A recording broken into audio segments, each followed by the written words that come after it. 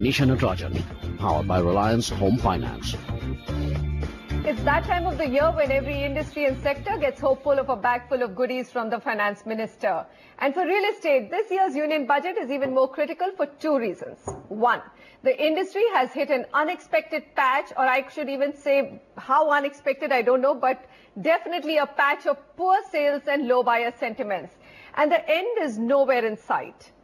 Two, the big mission of housing for all continues to be a lofty one because where there are cheap homes, there are no takers, and very few developers really think it's viable to get into affordable housing. So our focus on the pre-budget realty debate is simple: to answer these two big questions. Can the union budget do anything to revive buyer sentiment? And can affordable housing become a reality? Let me welcome my panelists, JC Sharma, VC&MD, Sobha Limited. Mr. Sharma, thanks very much for joining us.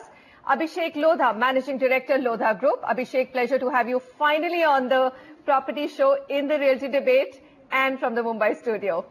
Also Sanjay Dutt, Executive Managing Director, South Asia, Cushman and Wakefield, India. Here with me in the Delhi studio, Rohit Raj Modi, Director, Ashiana Homes Private Limited and Vice President of Credai. Aditya Agarwal, Director, Aditya Builders and Developers for an Affordable Housing Perspective. And also Kalyan Chakrabarti, Managing Director, Rising Straits Capital, to give us what's happening on the financing front and how tough things are looking and what we need from the budget. All right, gentlemen, before I begin, I think I'm just going to divide the budget into a couple of areas. One is demands for 2016. What are these? These are the big ones. Now, the government has urged political parties to cooperate on an early passage of crucial legislation, including GST. But the big real estate sector demands are number one, robust and uniform definition of affordable housing.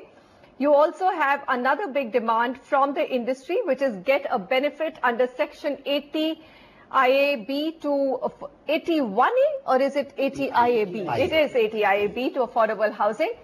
And then you have some more which are coming up, capital gains on affordable housing.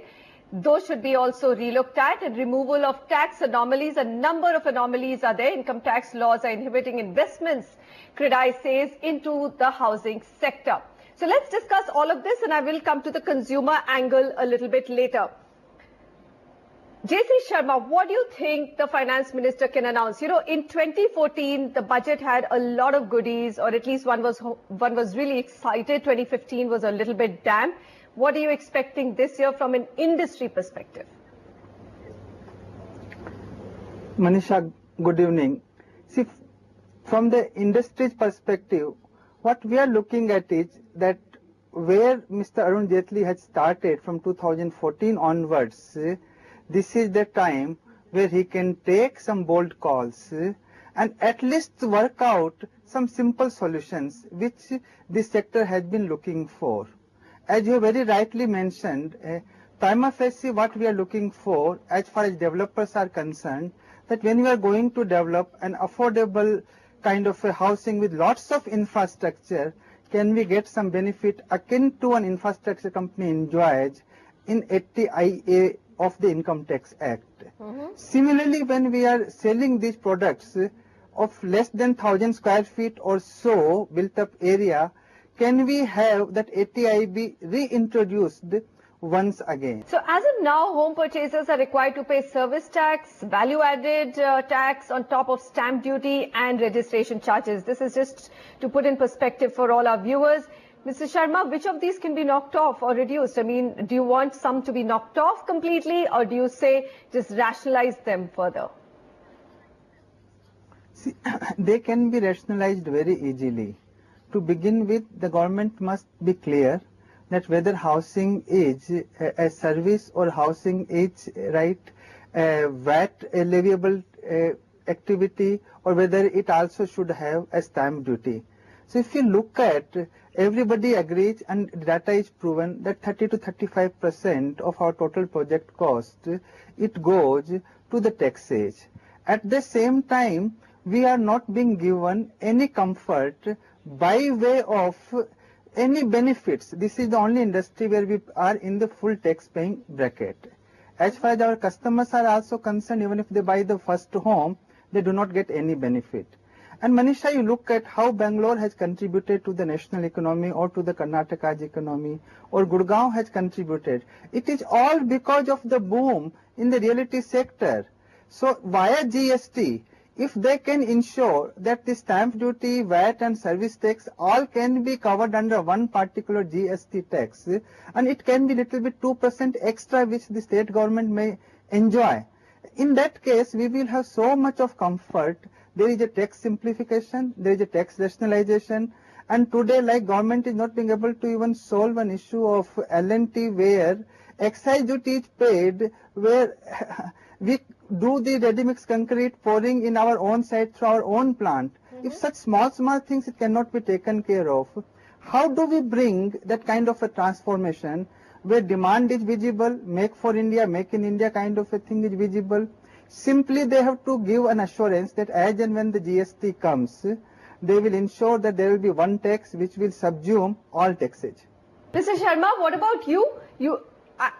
What I'm hearing is that all of these are great for us to discuss and put our demands forward. But what you are most likely to get, which is what Abhishek Lodha spoke about, is that a rationalization of your corporate taxes going towards 25% in the next 4 years, but then all exemptions will also go. That doesn't bother real estate because you guys don't have any exemptions to begin with. Manisha, it is now well-known thing that 25% will be the eventuality in next 3 to 4 years' time. This is the golden opportunity where they can definitely revive the demand and the economy, while on the one hand taking care of the consumer's interest, on the other hand at least giving us some comfort on the GST roadmap A, and B on the tax structure where at least the affordable homes should get some kind of an advantage. If the government can give continuously the dividend benefit to everybody and lose huge amount of taxes, they can afford with this kind of a thing with affordable homes. Final question that I'm going to ask everybody is that, there's so much hyperbole around the global headwinds, and you may have a GDP number of 7.3%, but really corporate growth, corporate profitability, we all know, of listed companies has been extremely poor this quarter, the last quarter numbers that have come out, and likely to be actually worse. Now, in this scenario, what is it that the finance minister can do? This is beyond the real estate question. Mr. Sharma, if there was one thing when you're looking at fiscal balancing act that the finance minister must do, what is it? Do you ascribe to the idea that he has to open up his purse strings at least on capital expenditure? That is what exactly they are doing right now. Most of the investments what we are seeing in India today, it is driven by the public sector enterprises only. What he can do is somewhere he has to be bold, increase the tax base, and at the same time rationalize the tax structure. He has got a golden opportunity. He can work around. There are so many inefficiencies which are there in our taxation structure, where it is a time where he should rationalize the tax structure, increase the base, and ensure that fiscal deficit remains under 4%, come what may.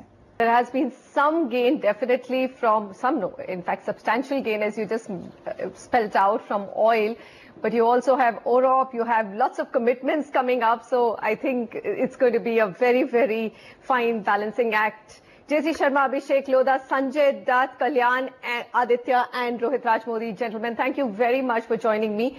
Well, we can only hope there's not too much time left. We are sitting on a 7.3% GDP clocked in December quarter. We've got some global headwinds. We've got corporate profitability under threat.